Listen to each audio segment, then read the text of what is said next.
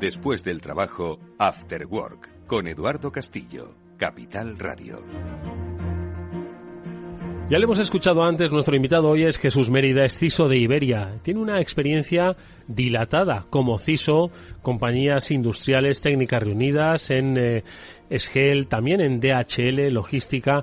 Hoy está en una compañía fundamental para lo que es el desarrollo económico de un país y sobre todo para los millones de pasajeros que cada día pues de un sitio a otro se van desplazando. No, le voy a preguntar en grandes cifras a Jesús para que un poco nos hagamos la magnitud. No sé cuánta gente vuela con Iberia cada día, cuántos aviones van y vienen con Iberia cada día. No te sé decir el ratio ahora mismo, pero estamos hablando a lo mejor de cientos de aviones al día. Cientos de trayectos, por llamarlo así, ¿no? El avión se mueve a veces en ida y vuelta, ¿no? Y son trayectos que puede absorber además un hub como Barajas que tiene muchísimo movimiento.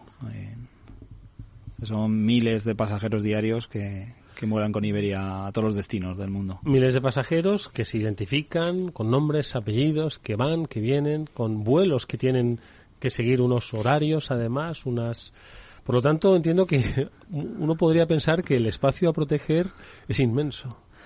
Sí, bueno, a ver, también es cierto que está muy regulado y también es cierto que la aerolínea no es el único actor que participa dentro del proceso del viaje, ¿no? El aeropuerto, los distintos empresas que dan servicio a todo este entorno, pues también colaboran en que todo vaya en orden, que todo vaya en línea y que los aviones salgan a la hora y la gente pueda viajar de manera adecuada, ¿no? Entonces, la aerolínea es una parte importante porque al final es la que pone a la gente en el aire, pero también hay que contar con el resto de actores del entorno aeronáutico que colaboran y que ayudan a que todo funcione, ¿no? Oye, no sé, nos escuchabas al principio del programa que estábamos como de medio celebración, ¿no? Medio aniversario, por aquello de los 5 años, ¿no? A ver si coincide que es el 22 cuando empezaste y si estamos celebrando. Eso es Pablo el que tiene que mirarlo. Eso es Pablo el que tiene que mirarlo. Pero si nos remontamos a ese 22 de mayo de 2018... ¿cómo se veía los entornos de ciberseguridad en las compañías, en España, en general, en el mundo? Pues curioso, bueno, en mi caso particular, yo, como has comentado antes, fui CISO de técnicas reunidas también, ya son 10 años en desempeñar un rol de CISO, y en mi última etapa, casualmente, fui CISO y DPO. Luego me tocó un poco también organizar la parte de la adecuación a la Ley Orgánica de Protección de Datos y Garantía de Derechos Digitales, pero en su momento, bueno, la directiva GDPR que venía a nivel europeo. Entonces, bueno, yo creo que se veía en un principio como algo muy relacionado con ciberseguridad, cuando después yo creo que se ha visto que es una especialización distinta, muy de la mano de ciberseguridad, pero que son roles al final complementarios, pero que no interesa, yo creo que sea el mismo rol el que lleve eso, porque el enfoque al final también de la protección de datos es un enfoque bastante legal, basado en una ley, y bueno, pues de hecho yo creo que hoy en día la mayoría de los DPO son abogados, ¿no? O han cursado estudios de derecho de alguna manera. Pero bueno, yo creo que también fue algo que en su momento se veía como todas las regulaciones al principio. Yo creo que es algo que se ve como, no quiero llamarlo un impedimento, que se ve como algo complicado entre las empresas, pero que al final se da cuenta, yo creo que todas las empresas, de que la regulación es algo que ayuda, que empuja y que permite también a veces a montar esquemas en ciertos aspectos que son complejos de gestionar, el darte una base sobre la que montar los procesos de negocio y los procesos de digitales que necesitas. Entonces yo creo que en su momento el GDPR se vio como algo complejo, pero creo que hoy en día todos estamos de acuerdo que es algo que está ayudando a que la ciberseguridad pues tenga mayor relevancia en las empresas. Ha dado sus frutos, ¿eh? Oye, Jesús, hablando que estabas comentando un poco la diferencia entre CISO, DPO y esas partes un poco más legales, un poco más cercanas quizás, si quieres, a la parte técnica, el CISO al final tiene que jugar con muchos roles, precisamente ese técnico, ese legal, ese ejecutivo también, que es ¿cuál crees que ellas son un poco las que más pesan, o cuáles dirías que son las características que debe cumplir un buen CISO? A ver, es complicado, porque al final somos como malabaristas con un montón de bolas o cuchillos, nunca se sabe. Y bueno, yo creo que es un rol que tiene bastantes aspectos, ¿vale? Yo creo que en el pasado se han primado quizás la parte técnica, porque casualmente o por ende la mayoría de los CISOs venimos un poco de la parte de IT, ¿no? Pero yo creo que hoy en día más, como dices tú, es un ejecutivo especializado, es un advisor del comité de dirección, ¿no? Especializado en ciberseguridad, que tiene que tener un perfil técnico, evidentemente, porque tiene que entender toda la parte técnica y sobre todo porque cambia constantemente la parte técnica, tienes que estar al día. Pero es más, yo creo, ahora tiene más peso su rol quizás, desde mi punto de vista. La parte de compliance es muy fuerte y esa línea con las distintas áreas de compliance, pero especialmente con la privacidad de datos. Pero sobre todo la estrategia, ¿no? Yo creo que también es un rol que tiene muchísimo componente de estrategia y para que el CISO, desde mi punto de vista, desempeñe su papel correctamente, yo creo que tiene que estar siempre en el lado del negocio. Y con esto me digo que a veces pues el ser puramente técnico y estar dentro de una estructura de IT no ayuda a ver cómo funciona o qué visión tiene la empresa de su propia estrategia, y no puedes proteger la estrategia de la empresa si no conoces la estrategia de la empresa, ¿no? Entonces yo creo que cada vez más el CISO tiene que tener un perfil mixto, ¿no? De saber llevar la parte técnica, dirigir los equipos técnicos, pero estar más pendiente un poco de lo que es la estrategia del negocio de la compañía en la que estás trabajando, ¿no? Uh-huh. Nos contabas, Jesús, más de 10 años ya como CISO. Eso te ha hecho ver también todo este panorama de cambio de vuestro propio rol, también del cambio en el propio sector de la ciberseguridad, de las amenazas, de los ataques, ¿no? Porque ha cambiado muchísimo. Es que hace 10 años no tenía nada que ver, ¿verdad? Una locura. Yo creo que el enfoque ha cambiado, bueno, en tipos pretéritos. Para mí 2010 es una fecha que yo pongo siempre de cambio de paradigma, y es porque es cuando empiezan a aparecer los famosos malwares avanzados, concretamente Statnex, que es uno de los principales malwares OT que se despliega en las famosas plantas de proceso nucleares de Irán y alteran la producción de ese, uranio enriquecido. De uranio enriquecido, para evitar, ¿no?, que se pudiera utilizar para hacer armas nucleares, ¿no? Entonces ahí es cuando nos damos cuenta en ese de ciberseguridad que todo lo que teníamos, que pensábamos que funcionaba, los firewalls, antivirus y poquito más, ¿no? IPS, IDS y poquito más, pues veníamos felices en esa época y nos damos cuenta de que algo que lleva más de un año y medio campando libre por todas las redes del mundo no ha sido detectado por nada, y que en su momento no se encontró el propósito, ¿no?, de ese malware. Entonces yo creo que pasamos eso de una función de sistemas, porque claro, esa seguridad, esa función, ¿no?, de tengo que tener mis firewalls, tengo que tener a algo que ya necesita una especialización. Yo creo que es el primer gran cambio, ¿no? Que yo creo que entre 2010, 2015 más o menos, todas las empresas construyen las áreas de ciberseguridad, ¿no?, al margen un poco o al mismo nivel que las áreas de sistemas, de telecomunicaciones, porque requieren, yo creo, esa especialización. Ya se están hablando ya cada vez de sistemas más complejos, se van avanzando en otras tecnologías, el cloud está ahí. Entonces requiere una especialización que en ese momento no tiene, ¿no? Yo creo que el salto, como habéis comentado bien, de GDPR o regulaciones como GDPR añaden la parte de compliance al saco del CISO, que también es algo que no solamente ya somos como la mujer del César, no solamente tenemos que serlo sino parecerlo. Y yo creo que últimamente es este otro cambio, como digo, de estar cada vez más cerca del negocio, ¿no? De no desvincularnos, pero quitarnos un poco el San Benito técnico encima y saber que estamos ahí, y que ser una persona en la que puede un CEO hablar contigo, otras figuras como CEO, CFO, etcétera, ¿no? Que empiecen a entender que la ciberseguridad ya no es una responsabilidad únicamente de los CISOs, sino que la responsabilidad es responsabilidad de todos los ejecutivos de la compañía, y el CISO está ahí como experto técnico o experto en ciber, que puede ayudarles a que sus sistemas estén protegidos y que se hagan las cosas de manera adecuada. Oye, Jesús, y entonces se te acerca el CEO y te dice: oye, mira, he estado escuchando en un programa de radio, que además cumplía 5 años. Y había un tío raro ahí hablando, ¿no? La inteligencia artificial y la ciberseguridad, ¿vale?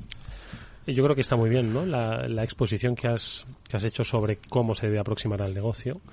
Pero claro, ahora está la inteligencia artificial, que queda entre el negocio y lo técnico, ¿no? Entonces, ¿cuál es un poco tu visión sobre la inteligencia artificial, el papel que va a jugar pues en esos cambios? Desde 2010 lo has explicado fenomenal, cómo ha ido evolucionando, cómo ha ido creciendo, pero hoy la inteligencia artificial parece que es como el centro, ¿no? Sí, el next ¿no? big thing, ¿no?, que dicen los americanos. Pues esto yo creo que es como salió la calculadora o el PC, que salía la gente protestando diciendo moriremos todos, y luego realmente se ha demostrado que es una herramienta al final al servicio del ser humano, ¿no? Y lo habéis explicado muy bien, yo creo, antes con la parte de ciberseguridad, de que es una herramienta necesaria en ciberseguridad. Los perfiles en ciberseguridad son complicados de conseguir, son gente que necesita mucha dedicación, mucha formación, y a veces tener a gente muy valiosa, con mucha cabeza, revisando logs, pues no es el mejor aprovechamiento de la capacitación humana, ¿no? Entonces yo creo que la inteligencia artificial puede ayudar mucho en ese tipo de cosas que habéis comentado, ¿no? Desde el punto de vista de las empresas, pues es una herramienta que se les abre brutal. Y bueno, en el caso de Iberia puedo comentar que esto ya se ha comentado con el CEO y ya se ha hablado a nivel de que se está analizando, evidentemente, porque yo creo que cualquier empresa hoy en día está analizando esto, no creo que seamos la única. Entonces es como todo, es una nueva puerta que se nos abre. Ciberseguridad tiene que estar ahí, y yo creo que el enfoque de la ciberseguridad es como todo lo demás. Tenemos que abandonar esa posición que me gusta a mí decir, que es del doctor no. Los que seamos ahí ya con una edad y hemos visto las películas de James Bond clásicas, ya no podemos ser el doctor no. Básicamente porque el negocio en sí mismo tiene una cantidad de herramientas que puede utilizar a nuestras espaldas que nos hacen la vida más imposible, incluso dentro, ¿no? Entonces nos tienen que ver como aliados, nos tienen que ver como un capacitador del negocio. Lo que tienen que entender que nosotros hacemos una función que es securizar todas sus vías de trabajo, ¿no? Entonces los procesos, cada vez hacemos más procesos digitales. No podemos tener transformación digital sin ciberseguridad. Es imposible. Pero el approach del CISO tiene que ser un approach cercano, es un approach que tengan que entender que es un riesgo compartido. O sea, que tú no haces tus cosas y yo asumo el riesgo. No, el riesgo lo tomamos juntos. Y entonces de esa manera yo creo que los proyectos pueden salir adelante, ¿no? Pero yo creo que hay que cambiar un poco también la mentalidad por nuestra parte, a acercarnos más a ese negocio, ¿no? Fíjate, si estuviesen aquí los expertos de Zscaler habrían dicho efectivamente, ¿no? La transformación digital y la ciberseguridad es que van de la mano, son necesariamente complementarias, ¿verdad? Sí, es casi como la frase que te digo muchas veces de que el cloud es el ordenador de otro. Pues esto es igual, no hay transformación digital si no hay ciberseguridad, o sea, es algo incompatible.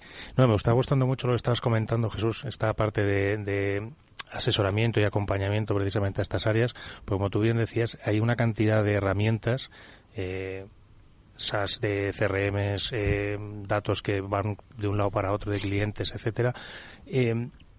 ¿Cómo consigues tú ese approach? O sea, ¿cómo consigues que realmente alguien que de marketing, que tiene mucha prisa por sacar su campaña, se acerque a ti y te diga, oye Jesús, ayúdame antes de que liemos aquí una gorda? ¿O directamente eres tú porque tienes alguna herramienta o algún elemento que escanea y descubre y dice, ¿te has ido? Es una mezcla de todo. O sea, los CISOs somos como los magos, no revelamos nuestros trucos, pero hay herramientas muy potentes y una de ellas es el awareness. Vale, y el awareness no entendido como a veces entendemos el awareness, que es te meto la chapa del curso de ciberseguridad. No. Es aprovechar cualquier cosa para hacer concienciación. De manera que lo entiendan, ¿no? Porque al final lo que tú buscas con el awareness, o con la concienciación, es modificar una conducta. ¿Vale? Y muchas veces la gente simplemente lo que necesita es que le cuentes las cosas. Porque a veces ese oscurantismo en el que ha vivido la ciberseguridad durante años es contraproducente a veces, porque no quieres dar detalles de lo que está pasando en el mundo por no alarmar a la gente, pero si la gente no entiende lo que está pasando en el mundo, no va a cambiar su conducta para hacer que esto sea más seguro, ¿no? Entonces yo creo que también es esa cercanía de decir del ejecutivo de ciberseguridad o los responsables, los que estamos en el equipo que tenemos ese rol un poco más de gestión, tenemos que aprovechar cualquier momento con el negocio para hacerles entender que esto es serio, que pasa todos los días y que nos puede pasar a nosotros, ¿no? Entonces luego, claro, eso lo tienes que articular de alguna manera, ¿no? Entonces yo creo que es comunicación efectiva, por un lado, evidentemente herramientas con las que detectas ese tipo de cosas. Las herramientas técnicas son la base y no podemos vivir sin ellas, no podemos pretender hacer solo seguridad con concienciación, pero tiene que ser una mezcla de todo, y yo creo que el approach tiene que ser como a veces digo, es de lluvia fina, ¿no? No vale de nada llegar a un comité de dirección y decir vamos a morir todos, ¿no? Sino es decir, hacer entender realmente con ejemplos correctos, con lo que realmente está pasando, tener los riesgos ponderados adecuadamente y hacerle ver al resto de ejecutivos de la compañía, responsables de las distintas áreas de negocio, de que la ciberseguridad está ahí para ayudar, ¿no? ¿Y un incidente de un competidor o de otra empresa similar a la tuya suele ser útil? Suele ayudar, pero tampoco hay que abusar de ello. Yo creo que es el tema de abusar de los incidentes, pues al final es eso, generar una especie de ruido, sensación de miedo, y yo creo que tiene que tratarse algo más de manera más habitual. Al final es un trabajo, ¿no? Como otro cualquiera. Entonces, estamos expuestos a unos riesgos, lo mismo que hay unos riesgos financieros, unos riesgos, y todos los riesgos tecnológicos están ahí. Entonces hay que entenderlos y tratarlos, ¿no? De manera adecuada. Yo creo que es una aproximación, una estrategia muy buena toda la que nos estabas contando de concienciación, ¿no? Esa lluvia fina que al final es que sea constante, porque de nada vale un curso, un cursillo en un momento dado y que luego se nos olvide, ¿no? Y también que de alguna forma sea permeable a su vida personal, ¿no? Que todas esa concienciación, esa formación que se lleva, que les dais, les pueda servir en su día a día y que nunca se les olvide, que estén como siempre atentos, ¿no? Que algo les puede pasar en cualquier momento. Exactamente, y llevarles también un poco al terreno personal, ¿no? Porque al final parece que esto solo lo hacemos para las herramientas de la empresa, pero todos tenemos cuentas de Gmail, de Facebook, de Twitter, ¿no? Que tenemos que proteger, ¿no? Y herramientas tan sencillas como el MFA, pues es algo que tienes que tener hoy en día para tus cosas personales. Entonces yo creo que esa es la manera de crear cultura de seguridad, ¿no? O sea, las personas tienen que entender que esto no es algo que tienen que hacer única y exclusivamente en suyo el trabajo, ¿no? Sino que es algo que tienen que asumir, que el mundo está cambiando y que si quieren trabajar con herramientas tecnológicas en su vida personal también tienen que ponerle ciertas medidas de seguridad, ¿vale? Y además entiendo que, nos lo contabas antes, son 18.000 los empleados que hay en Iberia, en diferentes posiciones, niveles, capacitaciones y obligaciones, ¿no? Muy dispares unas de otras, a las que hay que unificar pues esa misma cultura de ciberseguridad. No debe ser sencillo poner ese de acuerdo. No es fácil. No es fácil, y hay que hacer, o sea, hay una mezcla, ¿no? De todo. Hay una base, evidentemente, que tiene que tener todo el mundo, ¿no? Y que son estos cursos de ciberseguridad que tienes que dar, ¿no? Y que yo creo que son buenos para establecer, sobre todo, un lenguaje común, unos conceptos, que la gente entienda que es un phishing, que entienda qué daño puede hacer si ponen un pendrive que no conocen, cosas de ese tipo que son muy básicas, ¿no? Pero luego es cierto, yo creo que también un segundo estadio de madurez es el hacer los ingleses lo llaman, le ponen nombre a todo, ¿no? Y lo llaman los RBT, los Role-Based Training, ¿no? O sea, formaciones específicas en base a un poco tu rol, ¿no? Entonces no es lo mismo una formación que puedas dar específica a un financiero, que puede estar sujeto a fraudes, a ataques del CEO, otro tipo que a un piloto, por ejemplo, que a una persona de aeropuerto, ¿no? Que pueden tener una iteración más física con ciertos elementos. Entonces yo creo que ahí un poco la mezcla está el éxito, ¿no? Y el aprovechar pues para comunicar adecuadamente y que la gente entienda un poco los riesgos a los que se exponen, ¿no? Que muchas veces simplemente no lo saben y cuando se lo cuentas pues abren los ojos como corderillos y dicen, pues por esto es, ¿no? Y entiendes, o sea, les haces también partícipes o copartícipes un poco de la estrategia de seguridad, ¿no? A alto nivel, evidentemente. Pero... Fíjate qué interesante esto con lo que decía Pablo, dice, ¿no? El asustarle con la amenaza. Quizás el asustar no funciona tanto. No funciona a corto plazo, yo creo. Estoy con Jesús, que es una cosa más de lluvia fina y que tiene que terminar de interiorizar cuáles son las consecuencias de sus actos. No tanto que, oye, fíjate que... Mira lo que ha pasado. Mira lo que ha pasado y cómo le ha pasado, sino, oye, lo que haces usando tus equipos, lo que haces navegando, lo que haces instalándote programas, etcétera, ¿sabes hasta dónde te podría llegar a pasar o qué te podría llegar a pasar? Yo creo que ahí es un poco el éxito. Aparte le quería preguntar a Jesús, que yo creo que tiene un bagaje industrial fuerte de seguridad industrial y demás. Además ha mencionado Stuxnet, que es uno de esos grandes momentos en ciberseguridad. ¿Has visto? A lo mejor yo lo viví así porque estaba en un entorno industrial, pero yo creo que fue un cambio de paradigma importante. Sí, sin duda. Fue un momento clave, yo creo, en la parte de ciberseguridad. Quería preguntarte un poco si has visto algún cambio o has visto evolución en esa parte de sistemas industriales desde ese 2010 hasta ahora 2023. Yo creo que sí, afortunadamente. También es cierto que yo creo que va lento. Va lento porque es un tema que también afecta mucho y yo creo que es algo que también habéis mencionado brevemente, a la cadena de suministro, ¿no? Que hoy en día también es una de las preocupaciones máximas de los CISOs de las compañías y yo creo, bueno, en general en todas las compañías, porque no solamente están obligados a cumplir a veces los proveedores requisitos de ciberseguridad, sino de sostenibilidad, derechos humanos, de privacidad, tienen una lista que a veces dices, ostras, te piensas ser proveedor de una gran empresa, ¿no? Y yo creo que es un tema de precisamente eso, de cadena de suministro, ¿no? Porque normalmente a veces o muchas veces son sistemas muy sencillos, fabricados en cadena que a lo mejor no incorporan requisitos de seguridad desde el principio, ¿no? Y securizar esos entornos son más complejos porque no son tan robustos o resilientes como sus entornos IT, sino se afectan mucho a problemas de disponibilidad, problemas de integridad, ¿no? Que en un momento dado en una planta, ¿no? Una red de una planta industrial, primero el impacto es brutal. El parar una planta, el impacto económico puede ser enorme para una empresa, y luego pues esos sistemas no están preparados para tolerar, por ejemplo, que les hagas un descubrimiento de un Nexus o cosas de este tipo, ¿no? Entonces tienes que adaptar un poco las tácticas de ciberseguridad al entorno industrial, entender bien cómo está formado, y a veces es más complicado también desplegar medidas, ¿no? Yo creo que hoy en día, afortunadamente, ya hay herramientas que tratan esto de manera un poco más más alto nivel, más amplia, y ya hay herramientas específicas, ¿no? Que nos pueden ayudar a proteger esos entornos industriales, pero yo creo que a día de hoy sigue siendo un poquito más complicado que el entorno IT, que yo creo que está más claro y que todo el mundo lo tiene asumido, ¿no? Tiene mayor complejidad. Y si hablamos, Jesús, de lo que es el panorama de amenazas, de ataques actual, ¿cuáles dirías que son pues esos incidentes que más os preocupan a vosotros? Yo creo que, como medio mundo, ¿no? El phishing. Porque yo creo que leí por ahí alguien que no sé cómo decirlo, una frase o algo así, que decía que los atacantes no hackean, se logan. Se logan.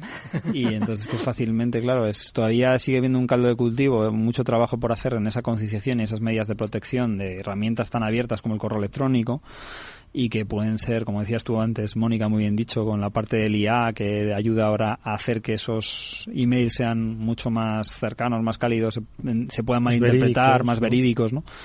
Pues yo creo que eso sigue siendo el vector de ataque, es el más barato, es el más sencillo, conseguir el acceso a las claves de un empleado y intentar acceder a las empresas. Y yo creo que la mayoría de los atacantes hoy en día van a por las claves, por supuesto las claves privilegiadas, ¿no? Si es posible, ¿no? Claves de administrador o algo por el estilo, pero yo creo que es un vector de ataque a día de hoy que supera con mucho al resto, ¿no? En principio, que son más complicados a veces quizás de llegar, porque las empresas al final invierten en ciberseguridad, ponen medidas de protección, y a lo mejor es más difícil hacer un DDoS o hacer otro tipo de inyección de código en la web, cosas más técnicas que a veces son más complicadas incluso, ¿no? De hacer. Fíjate que me ha recordado el ataque de Colonial Pipelines, no sé si te acuerdas tú de ese, Eduardo, que se fue por una credencial precisamente. En diciembre o un enero, ¿no? Sí, diciembre, enero, no me acuerdo, que cortó el suministro de los oleoductos de por ahí de la parte del sur de Estados Unidos.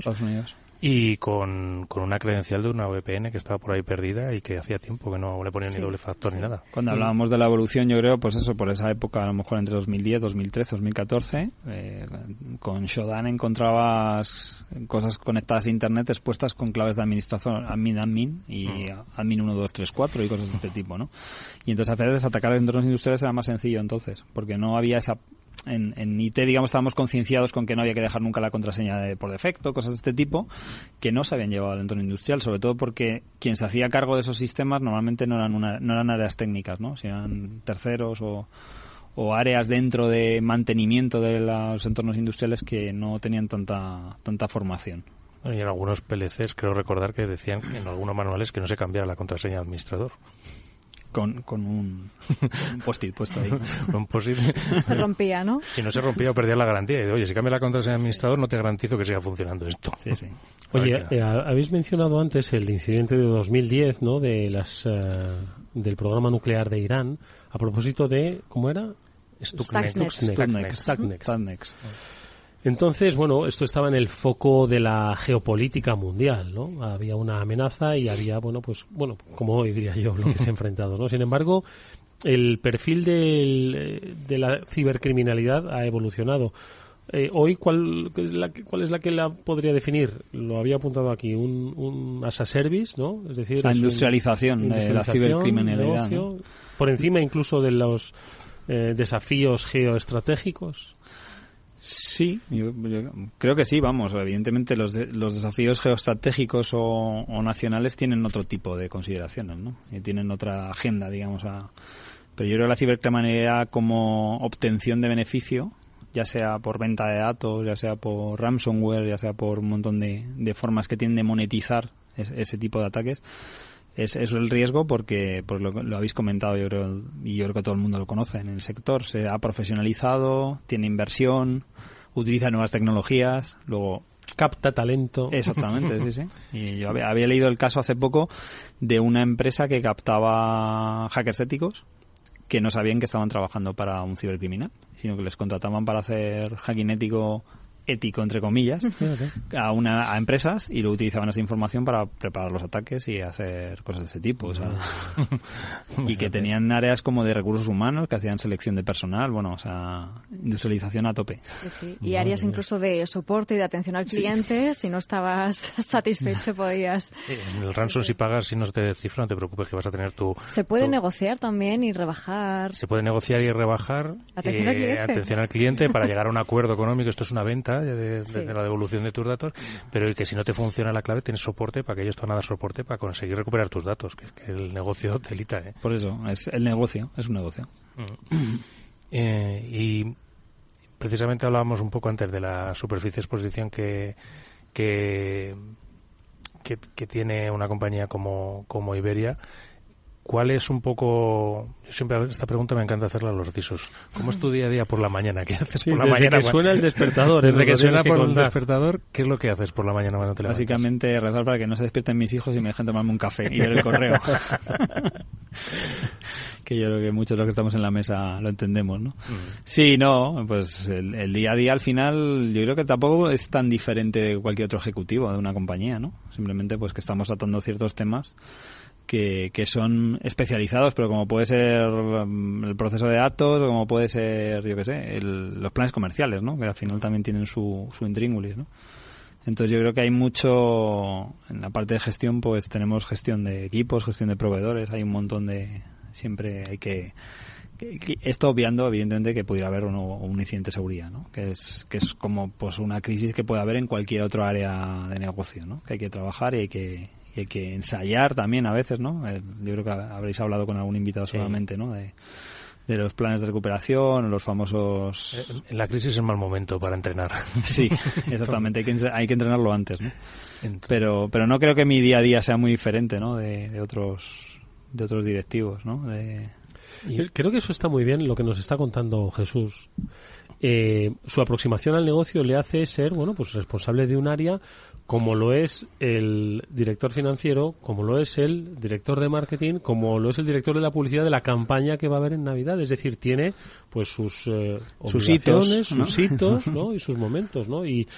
Y quizás yo creo que esa transversalidad de la figura pues hace que se normalice, que se interiorice la ciberseguridad como un punto más, no como el bombero de la compañía, ¿no? Que es un poco como yo creo que todavía se sigue viendo. Hay que abandonar, sí, un poco esa parte de doctor no, bombero, ¿no? Esos clichés, yo creo que por desgracia en algunos sitios pues se sigue trabajando de esa manera, que no quiere decir que no tengamos nuestros días buenos ni malos como el resto, ¿no? Pero yo creo que es lo que tú comentas, al final se tiene que normalizar de que la ciberseguridad es un activo de la compañía y que estamos aquí para capacitar el negocio de la compañía, ¿no? Y para ayudar. Y cuanto mejor lo entendamos, creo que mejor lo haremos, ¿no? Y es esa parte un poco estratégica que tiene el CISO y esa otra parte que no es tan el decidir qué herramienta EDR tengo que poner, sino saber que tengo que poner un EDR por estos motivos, ¿no? Y que voy a minimizar estos riesgos, y luego el EDR que yo ponga, pues ya veremos cuál es el que mejor encaja por otros perfiles, pues que habrá que mirar, pues coste, beneficio, etcétera, etcétera. Oye, Jesús, y otra pregunta también que suelo hacer bastante a menudo: ¿qué hay que estudiar para ser CISO? ¿Qué hay que hacer para llegar a un puesto responsable de seguridad? Dormir poco. O tener la capacidad, como yo tengo suerte, de que duermo poco. No lo sé, es complicado porque depende cómo lo enfoques. Yo creo, lo que he dicho antes, yo creo que todos venimos de una parte técnica, pero bueno, como os he comentado antes en Petit Comité, y lo digo aquí en secreto que no se entere nadie, yo tengo una dualidad y ciencias letras que también te ayuda a tener otra manera de pensar o enfocar las cosas de una manera un poco más, quizás más global, más transversal a veces, de que las carreras técnicas a veces son más específicas y más focalizadas en un problema, y quizás el estudio de letras te permite abstraer ciertos conceptos y manejarlo de otra manera, ¿no? Pero yo creo que un CISO al final hoy en día, pues eso, es un ejecutivo, tiene que tener, o se está poniendo muy de moda, o se dice mucho lo de los soft skills famosos, pero yo creo que eso los tiene que tener cualquier ejecutivo. Pero claro, si estamos queriendo que los CISOs vayan a comer a la mesa de los ejecutivos de las compañías, pues tienen que también demostrar que son capaces de presentar conceptos complejos de manera simple, de abstraer los conceptos, de establecer planes y hablar de temas que entiende un consejo de administración o un comité de dirección, ¿no? Como pueden ser el riesgo y el dinero, que al final es un poco la inversión, qué inversión hay que hacer, igual es el riesgo que estamos mitigando con dicha inversión. Si empezamos a hablar de conceptos de técnicos de firewalls o cosas por el estilo en un comité de dirección, pues a los 2 minutos se desconectan y ya no te están escuchando y ya por mucho que digas da igual lo que digas, ¿no? Entonces yo creo que es parte de esa misión, ¿no? Los CISOs somos, pues como dicen a veces, ¿no? Que un padre que tiene que ser padre, mecánico, carpintero, no sé qué, no sé cuántos, o una madre mucho más todavía, pues yo creo que los CISOs también tenemos ese perfil cross, que tenemos que tener varios roles dependiendo del momento, y sobre todo yo creo que es un rol que debe ser integrador, ¿no? Pablo, querías... no sé si te he contestado. No, sí, más que de sobra, para que alguno de los que nos esté escuchando, oye, yo mañana quiere ser CISO. Permitidme que le pregunte sobre los perfiles, ¿no? Antes decía que la inteligencia artificial va a poder pues liberar talento y conocimiento, ¿no? Pues para dedicarlo a otras cosas, pero aún así hay, entiendo que escasez, que es de lo que pues muchas veces pues no es que os quejéis, sino os lamentáis porque bueno, las capacidades son las que son, ¿no? ¿Te cuesta encontrar talento? Es complejo, pero es como todo. El enfoque, yo creo que es la clave, o no sé cómo decirlo, la perspectiva, a veces, ¿no? Si queremos, me lo invento, queremos meter en el equipo un especialista de arquitectura cloud, ¿vale? Si buscas un experto de arquitectura cloud que tenga 7 años de experiencia y no sé cuántos, primero no lo vas a encontrar, y si lo encuentras te va a pedir y el moro, que se dice. Entonces yo creo que el approach que tenemos que hacer desde las empresas, y en mi caso personal yo lo he hecho siempre y lo sigo haciendo, es apostar más por el talento y por la aptitud que por la actitud. Y tener claro que incorporas profesionales que tienen que aprender, que tienen que formarse y que tienen que conocer los sistemas de la compañía y que tienen que probablemente técnicamente meterse en algunas herramientas, pero no tienes por qué pensar en que necesitas que el puesto al total o a su prime de desarrollo ya tenga que venir con todo ese conocimiento. O sea, tienes que evaluar las capacidades de cada persona, ver qué puede aportar, y yo creo que entre todos construir un plan de carrera, ¿no? Y trabajar juntos para llegar a ese estadio óptimo que ninguno tenemos y que todos tenemos que estar día a día trabajando. Entonces yo creo que hay que formar, hay que coger gente joven, hay que dar oportunidades a la gente, y eso pues apoyado en planes de formación, en universidades, en tal. Y esto se tiene que ir bajando de las empresas, yo creo, a la formación reglada, ¿no? Que estamos pues al FP, a la universidad, al instituto y al colegio, ¿no? Interesante, ¿eh? Cambia un poquito lo que es la ortodoxia, ¿no? De los recursos humanos que buscan de una determinada característica, y si te mueves de ahí, pues se te acabó la oportunidad, ¿no? Yo creo que hay que romper, ¿no? Más ganas que conocimiento, yo creo que al final un poco sí. se requiere, ¿no? Sí, es a veces, bueno, yo ahora mismo estoy haciendo 2 procesos de selección para 2 perfiles y varios candidatos, en concreto una candidata que estaba para uno de los perfiles, me dijo que se apuntó al puesto por la manera en que estaba redactado el job description. La descripción del puesto, porque no era el típico descripción del puesto, sino que incluía otro tipo de mensajes que ella le hicieron ver que creía que podía aportar y que podía participar.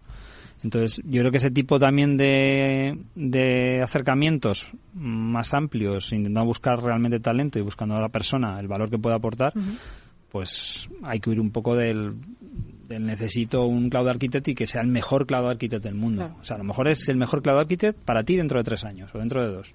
Y además te puede aportar visiones diferentes, ¿no? Que una persona que ya lleva más tiempo, tiene esa experiencia, te va a aportar muchísimo, pero la visión de como desde fuera, ¿no? ¿Cómo vamos a pensar el thinking out of the box que dicen siempre si estamos todos dentro de la misma caja, ¿no? Claro. Entonces, al final es una manera, ¿no? de enfocarlo. ¿Y sabéis cómo se consigue esa buena redacción? Pues estudiando las letras, amigos.